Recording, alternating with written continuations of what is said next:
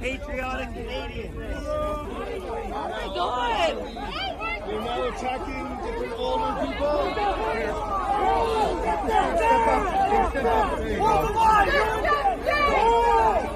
You guys are disgusting!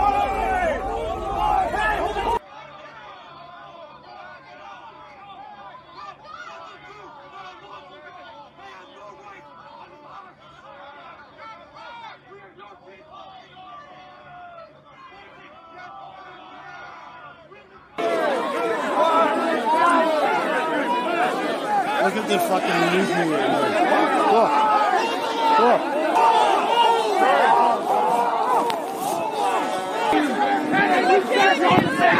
You coward! You found your lives on the line. We have nowhere else to go.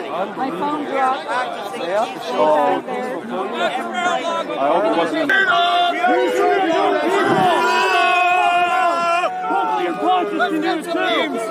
Anybody with us? I see you shaking your head back there.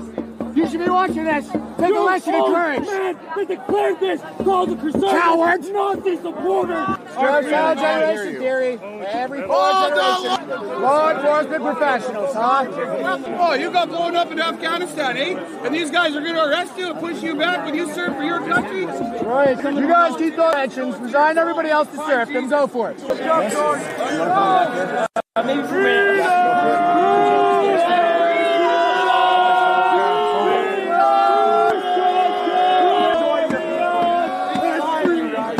I don't smoke. I'm dying. You don't know my life. You don't know my struggle. I fought for my shit. I survived the worst. This is nothing. Tell your boss to stop it, huh? I've been Follow the blown law. up. Peace and love. And if No you think respect for human dignity whatsoever. We're not right. livestock to make rich boomers. All serial killers are boomers. I almost said that. We love you all. All they want is to be heard. Can I take a second? Hell yeah. Yeah, you minute. You are not a serf.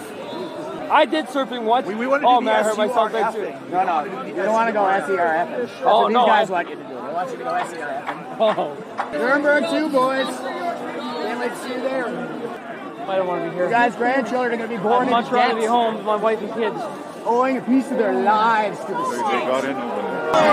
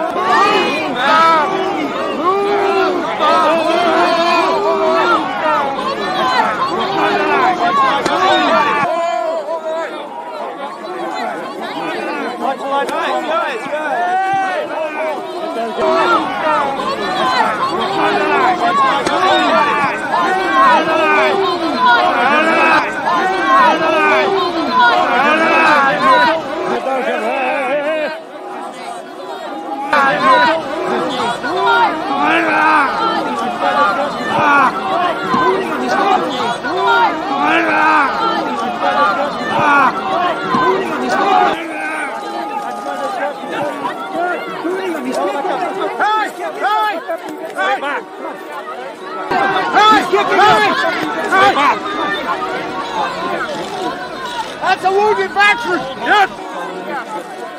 That's a wounded veteran! Yes, That's a wounded warrior right there! They got a shield in his fucking head!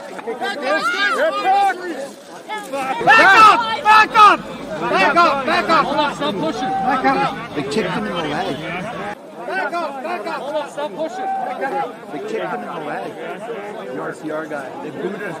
That was weird. Here's the one. The one who booted him was this one. Couture Lazon. He kicked the vet that had the wounded right leg. He kicked him right in the leg. Oh, he's a greasy one. This guy right here. Couture Lazon. He kicked the... Hey, what's up, guys? Saw you kicking that wounded veteran while he was down there earlier. You guys are a bunch of thugs, huh? No, not at all. You want to keep the rich guys in power right now, huh?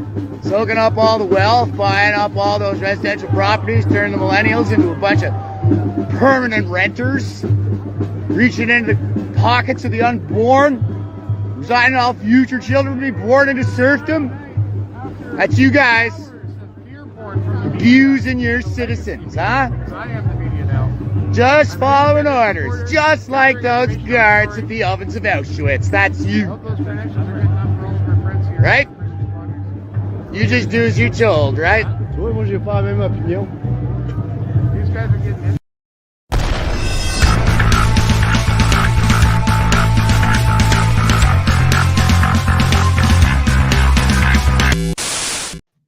Hey folks, it's Ops Sgt-Maj for Veterans for Freedom, Jeff Evely, back with you now.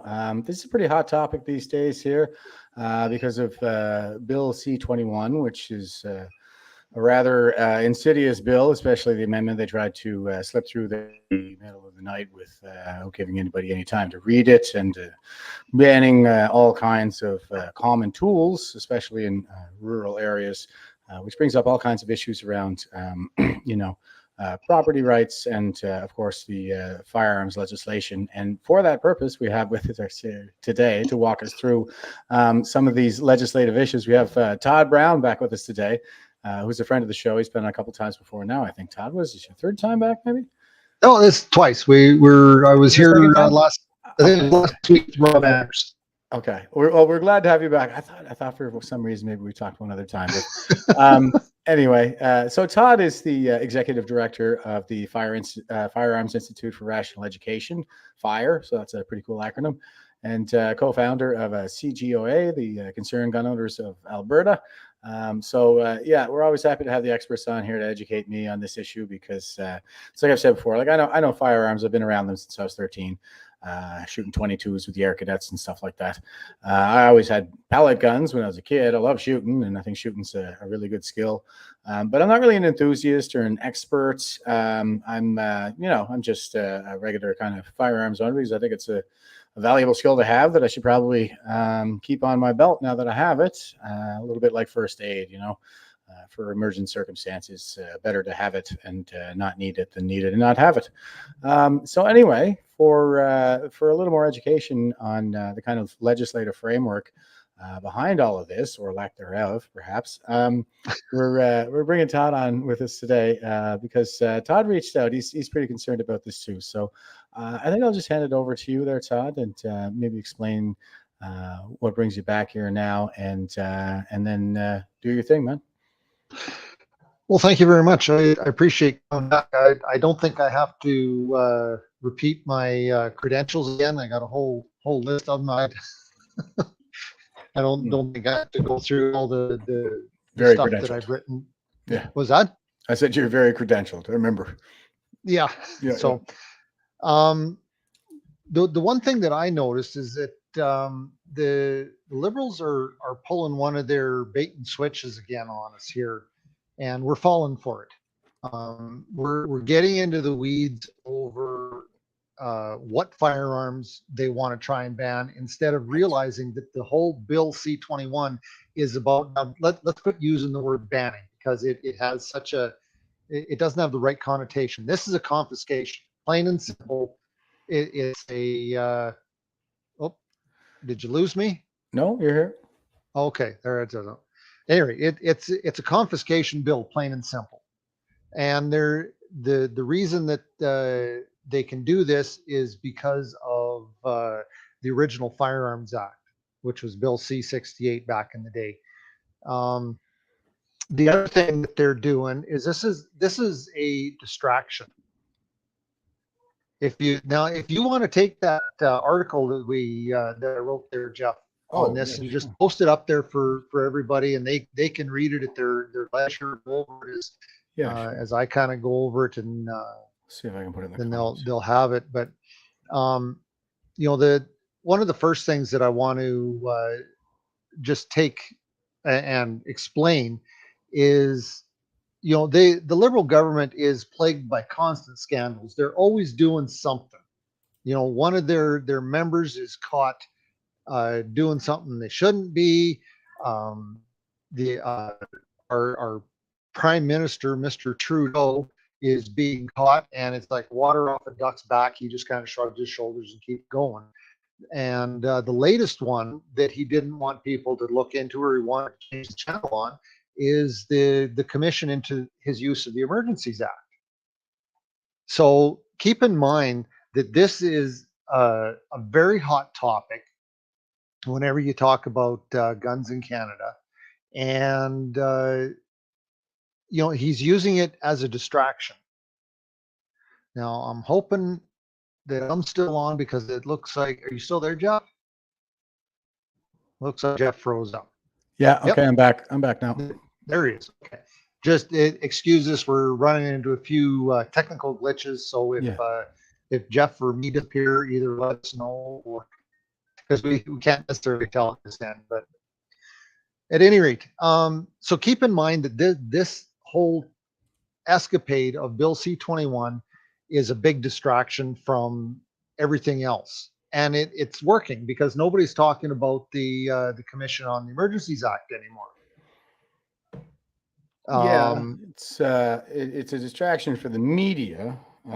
Certainly, I would agree. I am concerned about a lot of legislation going through right now. I think the tactic seems to be to keep us in a constant state of fear and on the back foot all the time, and probably backdoor a lot of legislation. And it's just it's too much. It's overwhelming, really. That's the tactic. I think it's just to overwhelm us, and some of it'll ram through, others won't. But the ratchet always gets tighter the next time it comes around.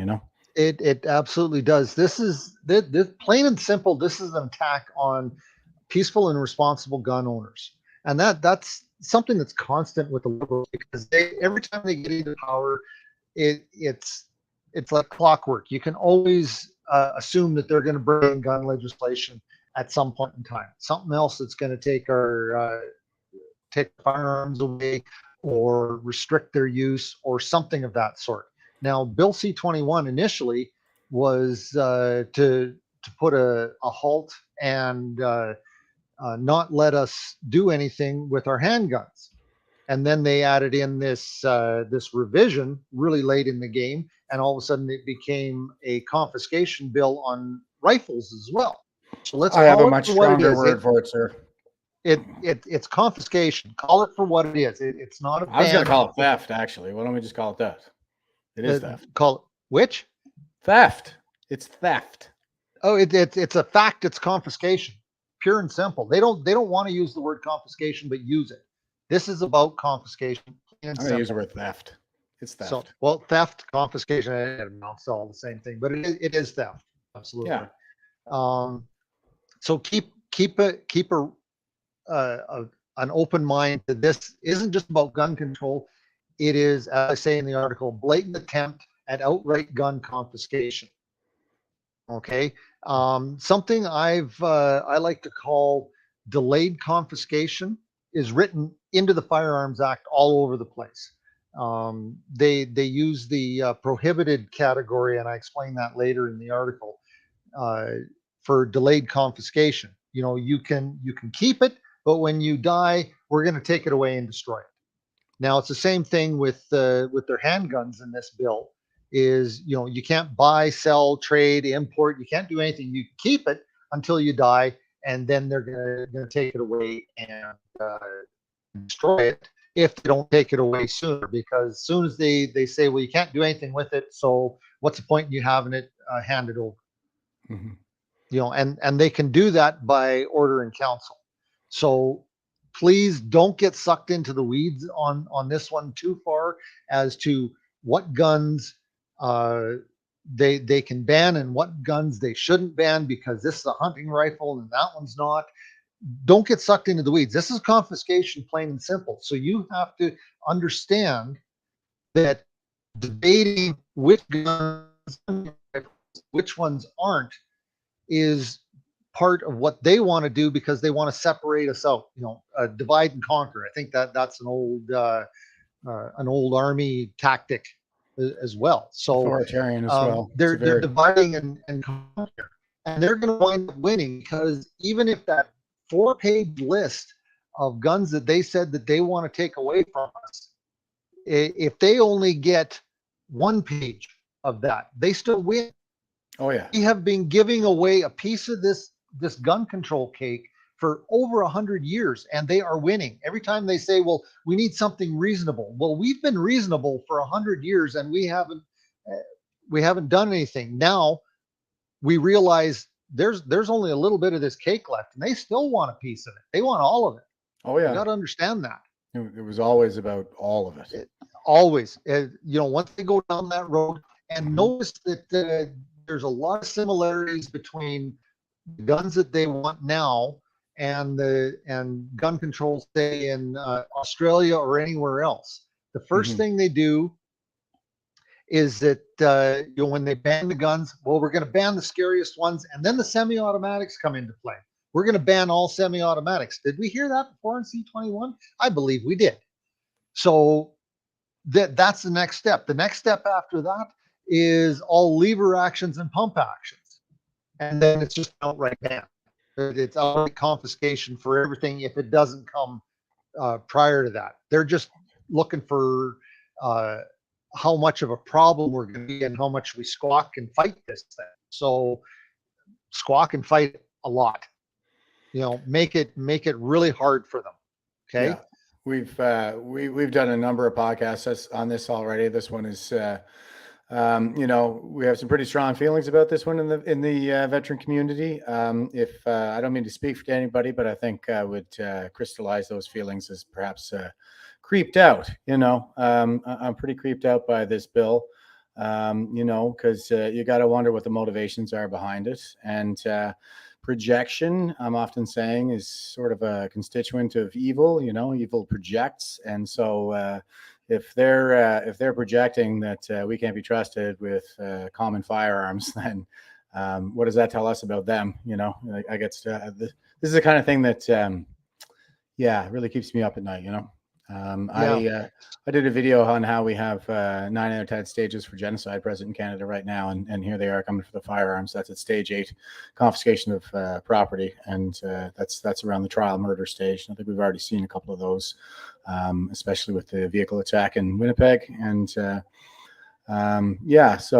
that's where we are right now, and they're coming for the firearms. Like all the harbingers of coming tyranny and genocide are there, all the stuff our ancestors warned us about and everything that we learned from even recent genocides. So I think there are a lot of folks in the veteran community that are pretty worried about the state of affairs here in Canada right now. I mean, well, James Topp just marched across the entire country, first man ever, trying to have a conversation about what they're really playing with here, what kind of politics they're really playing, because he's been to war zones, and we all have, and we all feel it, So I guess the thing is that the other side plays the long game, like the tyrants. They do. Yeah. And on this side, I mean, I said, I'm a right winger, but that just means individualist, right?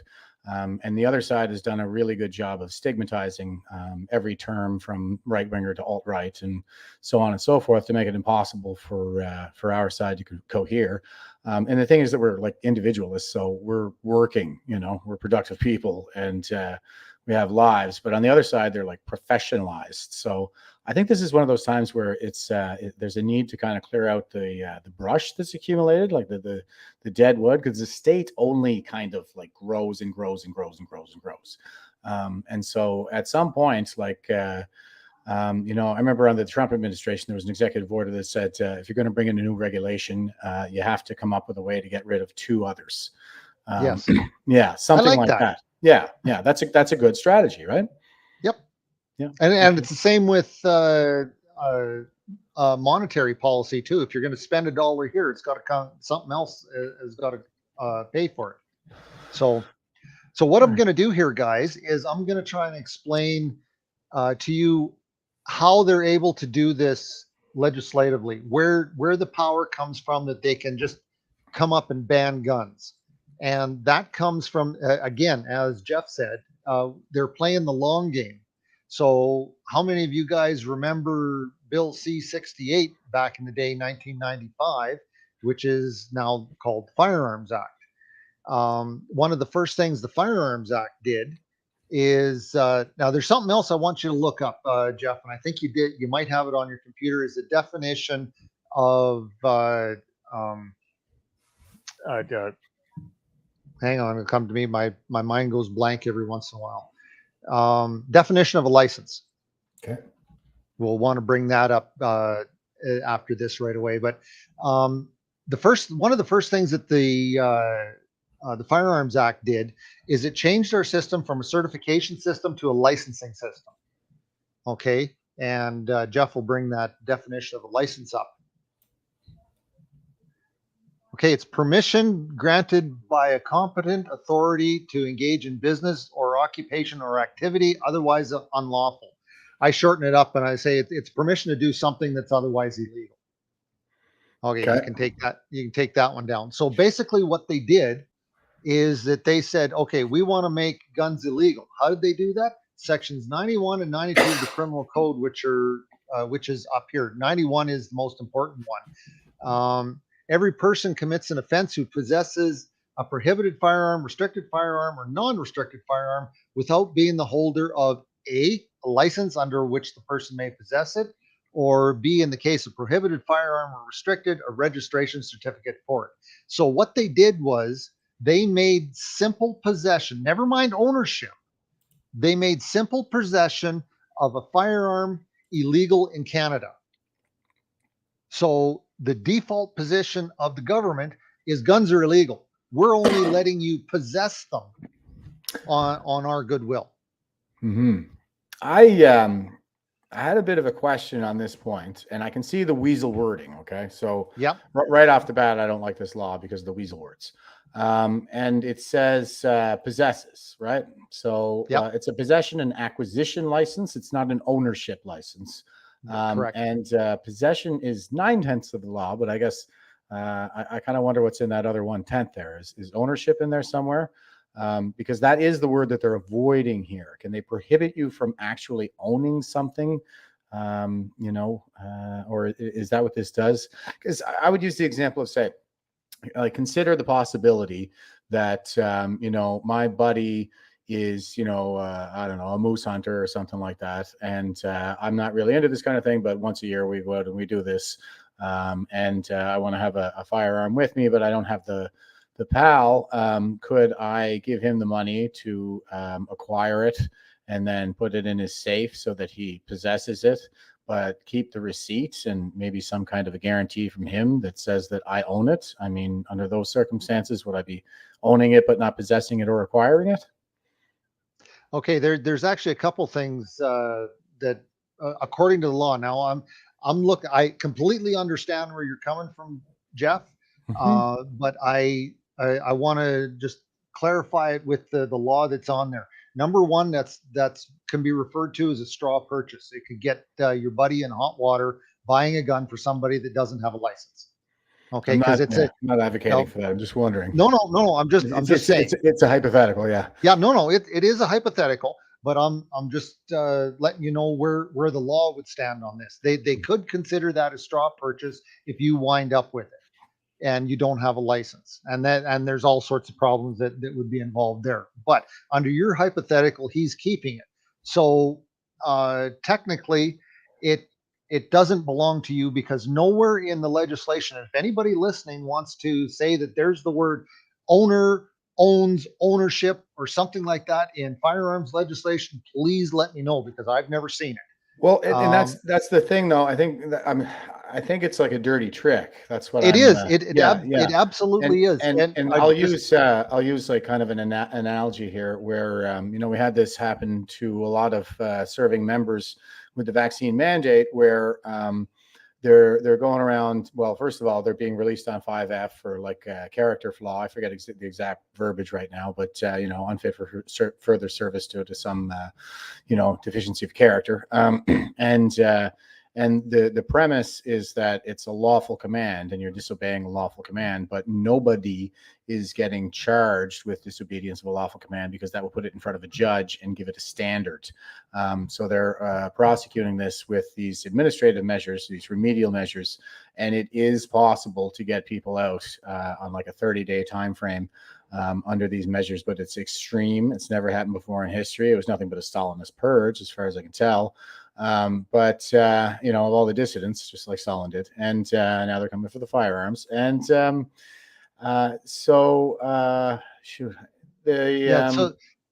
so with this here, just if I may, the thing is, you cannot own something. Now, this is the logic that I'm seeing that they're using. You cannot own something that's illegal to possess. So I guess what I'm driving at here is I'm wondering if this is open to a legal challenge of some kind. Like, does it really pass muster when it comes to like the Oakes test? You know, because restrictions on our freedoms are supposed to be whatever the word is supposed to be reasonable. Oh no, this legislation absolutely would not pass that kind of test because it was brought in on a lie. That's right. Another conversation that I think I touched on our last interview. This whole piece of legislation was brought in on a big lie. But you got to remember, for the purposes of this explanation, that you can only possess a firearm. Firearms are illegal by default in Canada, period, full stop. You can only possess it if you have permission from the government in the form of a license. And remember, a license is permission to do something that's otherwise illegal.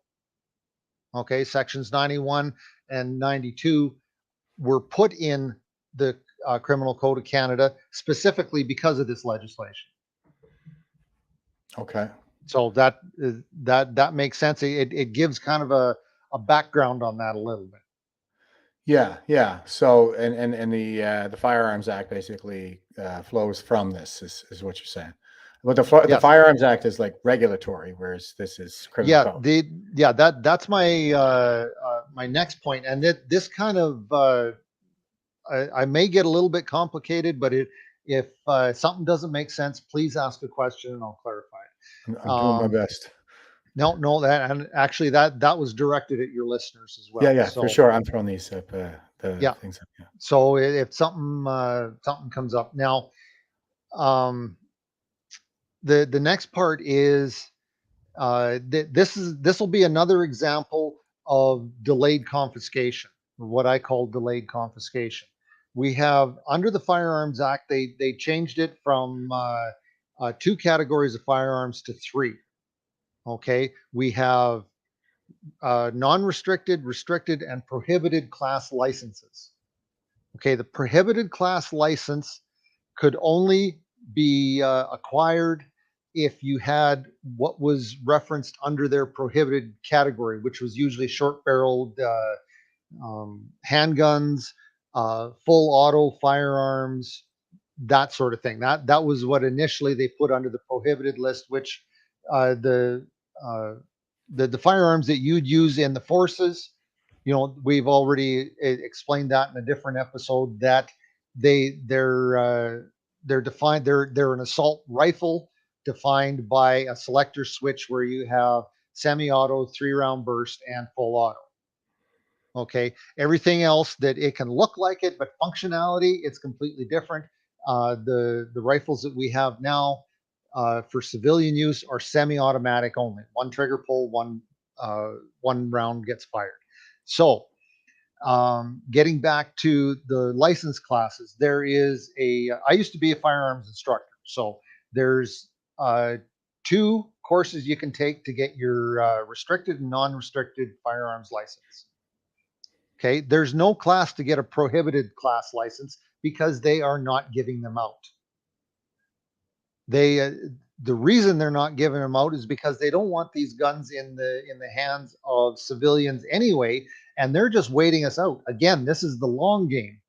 Anybody that's got a prohibited class license, I will guarantee you, or I will bet with 99% accuracy, that all these guys have gray hair. They don't have long to live. Now, when they die, that prohibited license gets rescinded, and sections 92, the 91 and 92 of the Firearms Act kicks in, and the firearm is confiscated and destroyed. So delayed confiscation. Okay, the other way you can lose your prohibited class license, let's say you're down to one short barreled, something under 4 inches is classified as prohibited. So you have one handgun under 4 inches, you sell it to somebody else. The moment that transfer is complete, you just lost your prohibited status. You cannot buy another prohibited firearm. So if you want to keep your prohibited status and you only have one gun left, you better buy yourself another one and have two before you sell the other one. Otherwise, you're going to lose your prohibited status and you cannot get it back. So that makes Dale is asking whether everything passed. You know what the status is right now on the on C21? Yeah. It's getting put off till next year. Okay, great, good news. Yeah, so we still got time to fight this. So at any rate, so that makes sense with the three classes and how the Firearms Act has got delayed confiscation written into it. Yeah, no, okay. I understand. It's like I want to say atrophy here, but it's more like a graceful degradation. Yeah, so they're going to let their prohibited class gracefully degrade over time with the death of the licensees. Correct. So delayed confiscation. So you have to remember something else here too. I always say you have to remember, but the Firearms Act is a piece of regulatory work, or a regulatory piece of legislation. Okay, it is. It can be changed. Anything under regulation can be changed by an OIC, and we briefly touched on that last time with Rob. An OIC is an order in council that can be brought forward by the party in charge. It doesn't have to go through Parliament. It doesn't have to be debated. It just has to be signed by the Governor General, and it is law. So it is a way to change regulation without having to go through the process of getting it changed and getting it okayed and all that sort of thing. Exactly. So like I kind of lost my thought there a little while ago, I think, but I was making the analogy and saying how they're abusing the administrative process and the CAF to purge it of dissidents, to avoid having to have these actions tested in court by tested by a legal standard. And so it seems that's what they've done here too, is they've kind of set up this parallel administrative process that allows them to effectively achieve through regulation what they would never be able to do through legislation. You got it. Now there's a list of guns that got attached to the C21 that were put there by OIC earlier in the year. You remember that? I do. One question here is Miriam's asking, all my brothers are First Nation hunters, wondering how it will impact them. If you have a firearms license, it won't be any different than the rest of us. You, especially if you're living out in very secluded areas, all of a sudden you're going to have guns that are deemed illegal because they're under the prohibited class. And when they move something, when they reclassify a gun from restricted or non-restricted to prohibited, call it what it is. It's a confiscation, because how many of these guys will have a prohibited class license? What is the difference between a confiscation and a theft? I mean, it's just that the state is doing it, right? Yeah. Well, if you want to define it, I personally would define a confiscation as the government taking away your personal property, whereas a theft is like anybody can come in and steal it. But you're right. It is, you can call it what it is. I like the word confiscation because it has really negative connotations to it, and it makes them look bad. Well, Y- and I think that well, I kind of think that it works with a broader framework of mine. The word theft works with a broader framework of mine because I think that essentially government is just a protection racket, right? mhm. It's just a socially licensed protection racket, and the only thing Especially that when gives they get as big as they are now. Oh yeah, and yeah, I mean that is what it does. It comes, it sticks a gun in your face. It says, "Give me your money, and I'll protect you." And you don't have a choice, so you give them their money, and then whether you actually get anything in the way of satisfaction of their services, it doesn't matter because there's no recourse. They're the one with the gun. And this is what they're doing is they're coming for all the firepower in the country now, which is obviously worrisome for reasons better left imagined than described, I'll say. Yeah. Um, Well, the one thing that I've heard someone else say is, look what they're doing to us now. What do you think they're gonna be able to do to us when we're not armed? Just right. food for thought. Yeah, Anyway, I'm gonna jump exactly. back to the OIC here. One of the last sections in the Firearm Act is up on the screen here. It's section 117. Now I want to remember, the answer your fire. question, Todd. Just one second. I just want to Sure. answer your question. When you're asking, like, just to think of how they would treat us, if we were utterly disarmed and vulnerable. Well, look to the people of North Korea for the answer there, because if there's one thing that I think would do more than any other to alleviate the intractable problem of North Korea, it would be an armed citizenry. Hmm. China's the same way. Exactly. Uh, Exactly. there's So we're uh, becoming more like China with this yeah. legislation.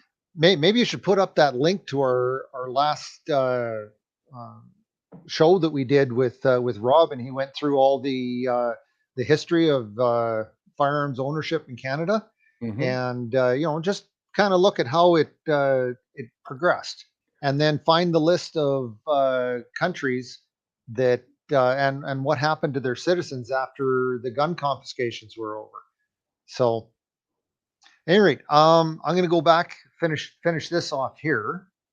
I Um, can put the PowerPoint up. Actually, I was kind of showing off. If you want to get a feel for, yeah, the kind of how long a creep it has been, yeah, and it really is the case that there is no discernible reduction in violent crime with any additional gun legislation at no, any point in no, history, right?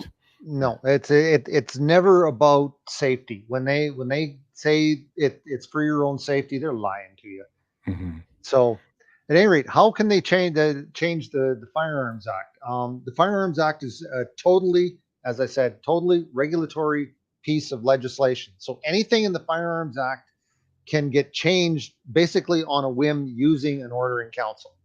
And I have warned people about this. I've been screaming this from the rooftops since this came in, since I discovered this piece in the back of the legislation. They could literally say, and under the first one, it's regulating the issuances of licenses. Right there, they could put out an OIC and say, we hereby revoke all firearms licenses. They become null and void. Sections 91 and 92 of the Criminal Code of Canada kick in and let the confiscations begin. Now, everything in this, look how long it is. Go back to the top there, Jeff, real quick. I want you to see just how many things are here. Just going slow down here. So there's A is about licenses using guns in target practice, regulating possession and use of restricted weapons. Like everything that's in the Firearms Act is here. And then the kicker, if you go back down to the bottom to what you had highlighted before, this is the catch-all piece of 117. This is in case they forgot something in there. They are going to put a little phrase in there that will cover everything that they hadn't thought of. And that is prescribing anything that by any provision of this act is to be prescribed by regulation. The whole act is regulatory. The whole act can be changed by OIC. This just is a cover your butt situation for the Liberal government. In case they forgot something, they can use this section to cover their ass and make sure that they can change it. So this is what they're doing, and this is how they do it. Is we got to get it. You said before that we need to get rid of the Firearms Act. We have been fighting this for since its inception. We've been fighting this, and we can't seem to get rid of the Firearms Act. What we need to do is get rid of the licensing system. The license, if we could get rid of just sections 91 and 92, it would null and void most of the Firearms Act. If that makes sense to you, Jeff. Sorry, I did drop out there for a minute, but yeah, I'm glad that you kept it rolling, Todd, because I was sitting here on the other end just for a few seconds. Okay, I'm just saying if we got rid of sections 91 and 92, it would basically nullify most of the Firearms Act, because the Firearms Act is based on a licensing system. And if you make firearms legal again, which getting rid of sections 91 and 92 would do. There you go. Yeah, we'd get rid of the licensing system. Right, and so this is the vent that you have to hit on the flight through the Death Star, right here. Yeah, that's the target that's going to bring an end to at least this aspect of the tyranny, I guess. But of course, that is the strategy: is to just keep coming at us with more and more and more and more and more. So we're constantly overwhelmed, and the net effect is a less, it's going to be a gradual tyranny over time. And the ratchet's always going to get tighter when it comes back around the next time. So yeah, it's time for I think a good overhaul of the state. Yeah. So this is when people see a bill like C-21 come in, you have to ask yourself, how did they do it? What gives them the authority to bring something like that in? What gives them the ability to actually do it? And this is it. So I'm going to repeat what's at the bottom of my article, because I think it's so very important. So don't debate which guns should not be on the list. C-21 in its entirety should die, as this bill is purely about confiscation of private property from peaceful and responsible gun owners. Period. Full stop. Yeah. So I hope that makes sense to you guys. And there is one other thing I just want to, I got lots of other things, but I am really up on terminology. Okay, if there's a term or something that doesn't fit, or that they're using it as you stated, it's a weasel word. Terminology is so very important in law. They even changed the definition of weapon and firearm, and that's a whole nother conversation by itself. I won't get into that. However, what I do want to say is the terms that they refer to us as gun owners are very negative.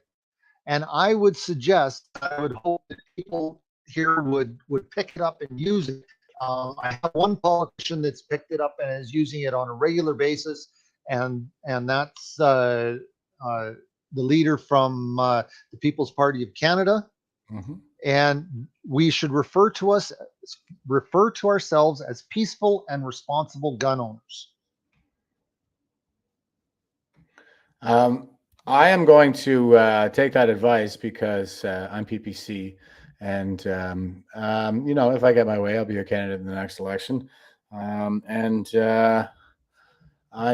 think this is a matter of principle, right? I mean, we got to start playing this game, because we can't get too far down in the weeds, because that's kind of playing their game. They're trying to get us doing this little tap dance here. It is, and you get down into the weeds, it's like you can't see the signal through the noise almost.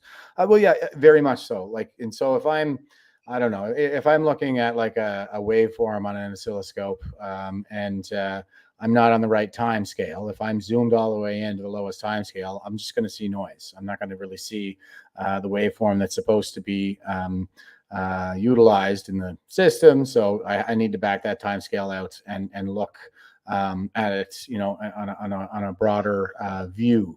But if you're way down here haggling over which firearms are in the the middle of the night amendment, then you're not really looking at the signal here. Like, the signal is the principle itself. I think we should be talking more about, hey, what does it mean to have rights in Canada? After all, do I have property rights? Do I have a right to defend myself? And if so, then why can I not own property for the purpose of defending myself? Like, a woman can't use mace against her attacker. She can't use, you know, a taser against her attacker. Like, they basically expect you to go fisticuffs in a fair fight with the criminals, or outrun them. And if you're a woman, then you know, neither of those options are you know, very viable the overwhelming majority of the time. So you know, I'm pretty pro, like, concealed carry, especially for the ladies. You know, I think that it's a matter of balancing harms in our society. That's what we're supposed to be talking about at a leadership level. And you know, some harm is going to result in your society no matter what you do. It's a matter of producing the least harmful option. And you know, I don't think that banning firearms so that we are more vulnerable to predators is a way to build a safer society, like, just on principle. And you know, it's their aesthetic tastes seem to be what it is that we're trying to live up to here, not like our principles, And which our country was founded on. So yeah, no, I agree with the premise behind that for sure. Um, a couple other things I wanted to mention is, now I hate the licensing system. I think it should go. I've been advocating to remove the licensing system. I would be very happy to roll it back to a certification system. And for those that on the other side that say, well, then you can't keep track of it and you won't, people will be less safe. Garbage. All of moving the licensing system back to a certification system, all that does is make guns illegal, or makes them legal to own, not to just possess. It makes them legal to own under the law. And none of the education, none of the background checks are going to be deleted out of moving it back. You can still have all those. I'm a big advocate of education. Mm-hmm. So do we want courses for people owning a gun? Well, yeah, sure. Absolutely. You know, we want people to be well educated. You know, I'm sure in the forces, and I've never been in the forces. I respect you guys that have been, but I'm sure that they just didn't hand you a rifle and say, go to it. There was a lot of training involved. No, there was, yeah, exactly. So you know, actually, you know, we didn't even have our bolts most of the time when we first got them, if I recall correctly. Like, on basic training, they didn't even have the bolts in them. We had to use our boot bands to create the action of the action sliding forward. And I think it was, we got into the classrooms, then we were allowed to have the bolts, or if we went to the range, we were allowed to have the bolts. But yeah, it was very tightly controlled, you know, and really just holding out of the weapon while it was, you know, in your locker and while you were carrying it around was just an exercise in what you need to do overseas in terms of proper care and control of your firearm, your weapon. And because it is a weapon, it's a weapon in theater. We're talking about an assault rifle that has the capability to go full auto. That's not available anywhere to civilians. That is, yeah. No.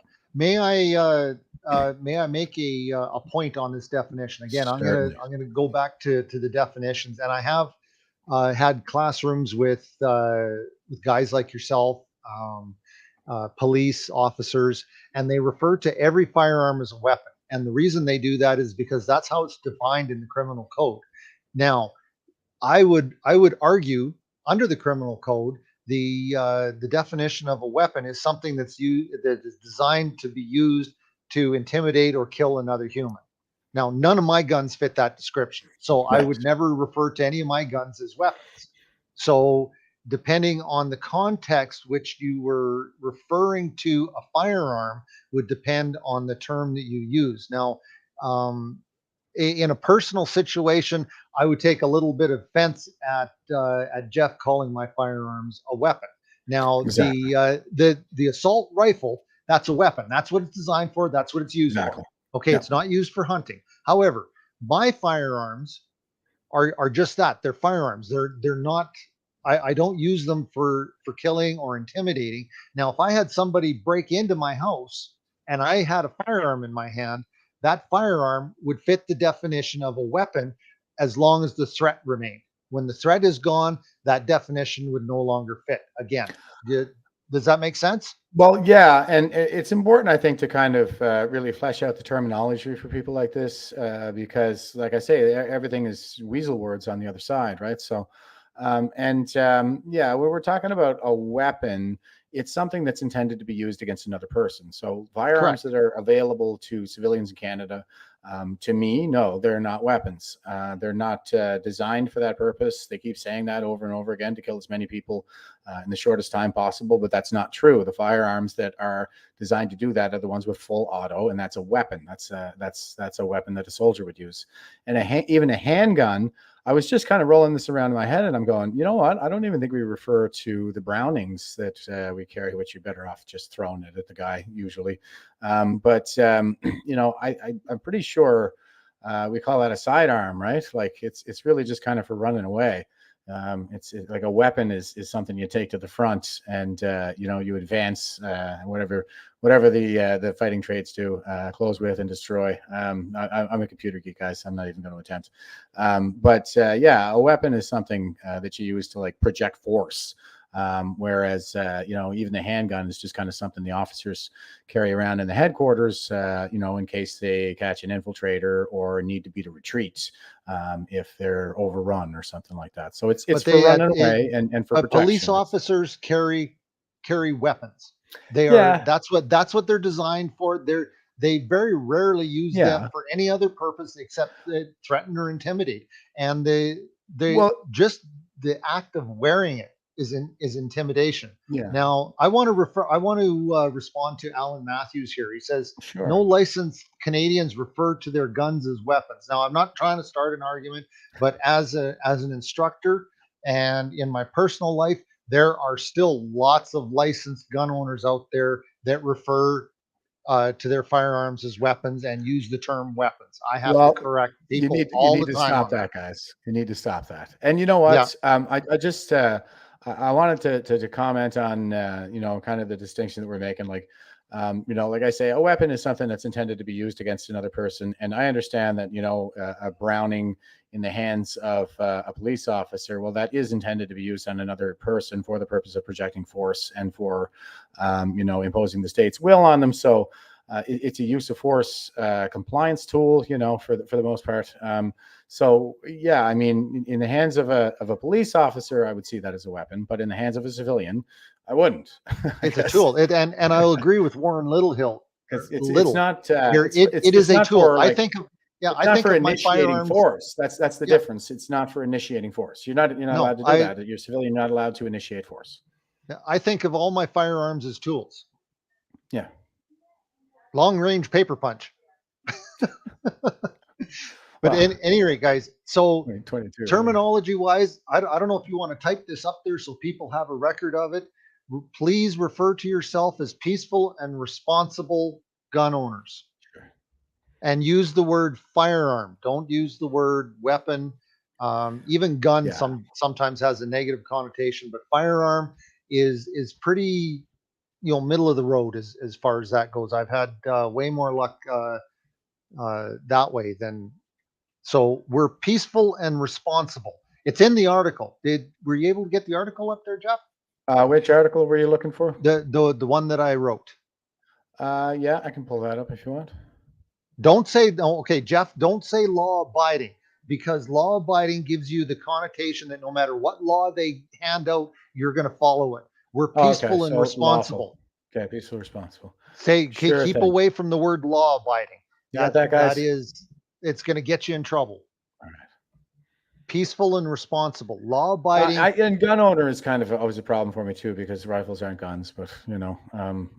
Firearms owners. Peaceful, I think firearms is really the way to go. Firearms owners. You know, like I said, using the word law abiding just tells the other side that you are going to follow whatever laws that they put out because you're law abiding. No, I'm peaceful and responsible. I disagree with this law. I am not going to be law abiding in this respect. Peaceful and responsible, Ken. Tool owner. Yeah, Nicely pretty done, much. Patricia. I think, I like the term. I think firearms. I think that's it's technically sound, and it's also well, it's a legal kind of term as well. Like I say, like citizens don't use handguns for the purpose of projecting force or for initiating force. They use them for, people don't want to say it, I understand, but it's ultimately for self-defense. That's the only purpose, like practical purpose, you have for a handgun, be it wilderness or city thugs. I don't know, in Toronto for that matter. But we don't have the freedom really in Canada like they do in the U.S. to protect ourselves. And No, I lived 'cause down there for 4 years. Like it's really Yeah. just kind of a Boy Scout thing with them, you know? Yeah, but they got the Second Amendment to protect themselves down there. Is there Exactly. any way you can put this so people can download it?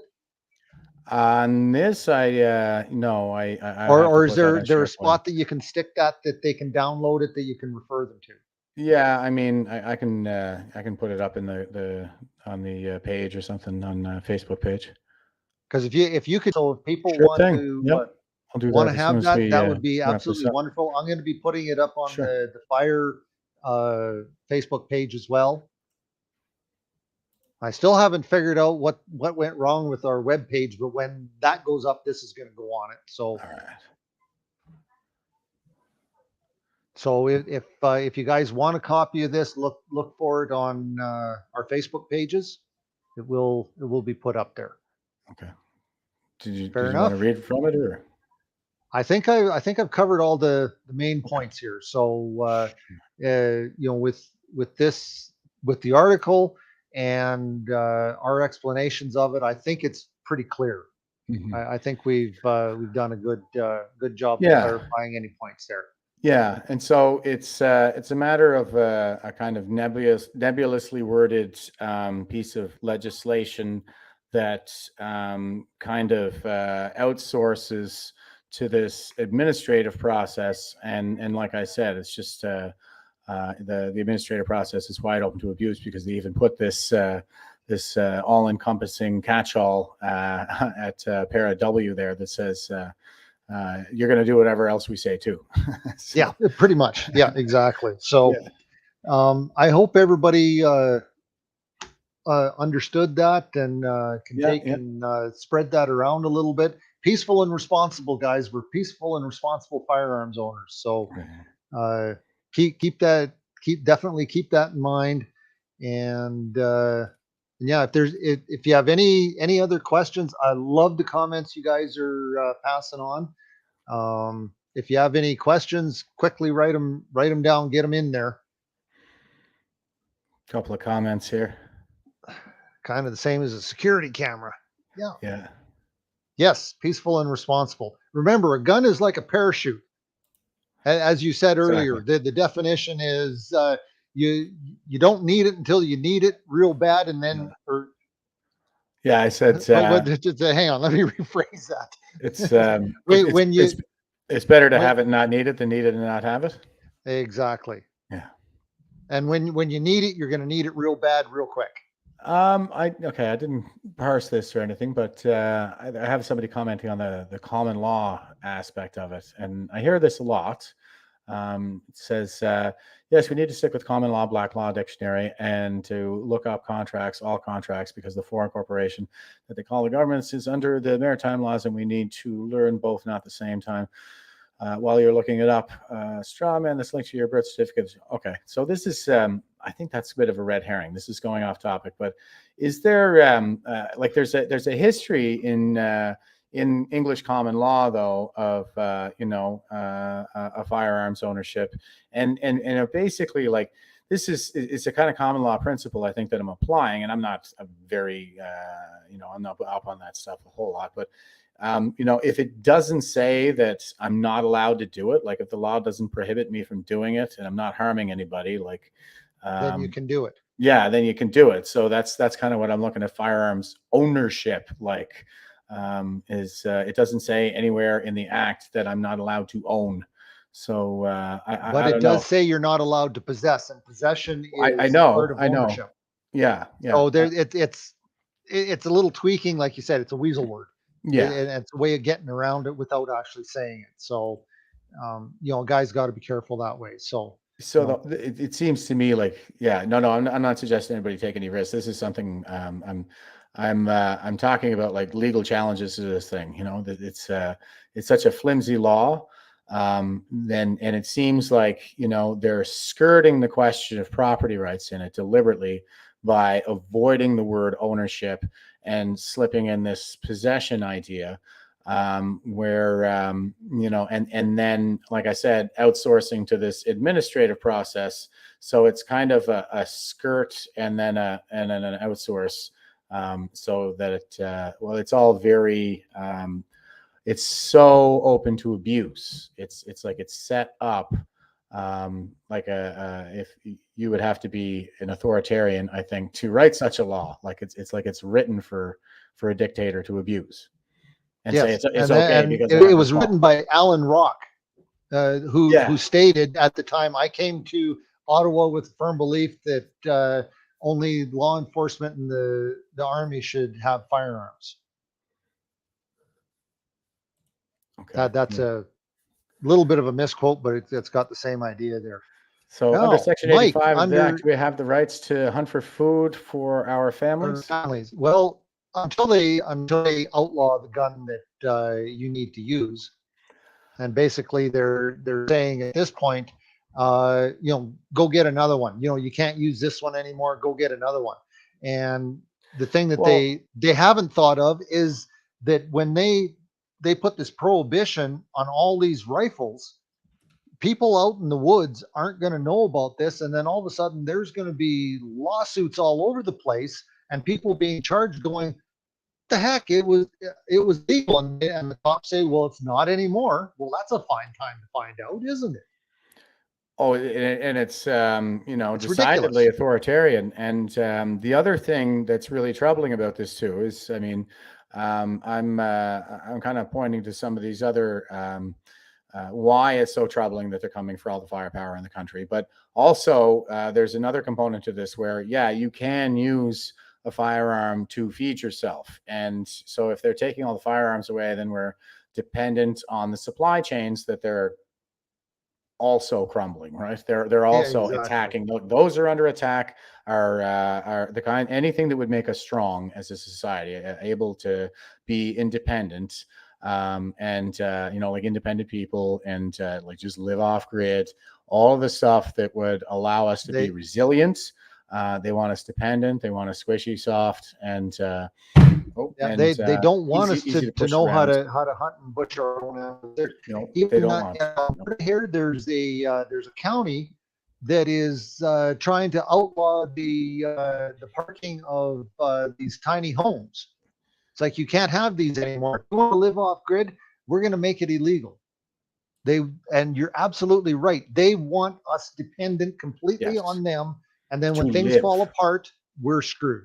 Yeah, they want us dependent on them to live, to survive, right? These are survival tools. Everything that facilitates our survival is under attack.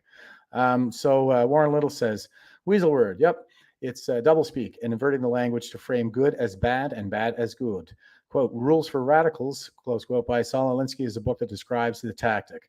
We have to take back and correct the language as you're stating. Yeah, I'm familiar. Rules for Radicals. I don't think I read it per se, but I'm familiar with it through Andrew Breitbart's work there, Righteous Indignation. And Andrew was, he was a great kind of pioneer of independent journalism years back, kind of right behind, say, Matt Drudge. I think he broke the Wienergate scandal. That was one of the ones that the Democrat-run media was sweeping under the rug as well. But anyway, Rules for Radicals, very important book. Saul Alinsky was a radical professor of now what's he? Yeah, he was Obama's professor. He was a mentor to Obama. Yeah, there's all kinds of shady parallels there. the implementation of these kinds of tactics that's laid out by Saul Alinsky, and that's the book of his, and you see the basically the Clinton Obama machine following it like an instruction book. So Yeah, check it out sometime. It is a very important book. Keep an eye on your politicians, guys. If they use incorrect terminology, call them out on it immediately. Like I see some of these Senate committee hearings, and the terminology and the shit that they try to peddle in there trying to explain it. Like the last one that just went ballistic was my 22 the 22 gauge. Oh yeah, yeah. I'm sorry. I just said you see that, and it's like, oh yeah, that person, Hunter. Yeah, sure. It's just BS. It is, and when you're listening to the politicians, and they say the Obama face on. She's doing the Obama face, and she's saying, okay. They say they say things this like is what it really is. It's really like this, and I happen to know all this stuff because look, I'm a very reasonable person. I own firearms. I'm just like you. I have a 22 gauge. It's like, you have a what? Yeah, exactly. Yeah, but when you catch them saying things like a magazine clip, or you're putting a bullet in the clip or something like that, like, get your terminology right. A bullet's the little piece, the projectile that goes out the end of the barrel. Yeah. The cartridge is what you put in the gun. Mm-hmm. Okay, so the cartridge is what you fit into a clip or a box type magazine. Yeah. Okay, and you don't put the clip in the magazine. It's like, the guys, they obviously don't have a clue what they're talking about. So their agenda should become very, very clear. It's not about being correct. It's not about safety. It's all about the agenda of them wanting to take your guns, pure and simple. And when they screw up on the terminology, call them out on it.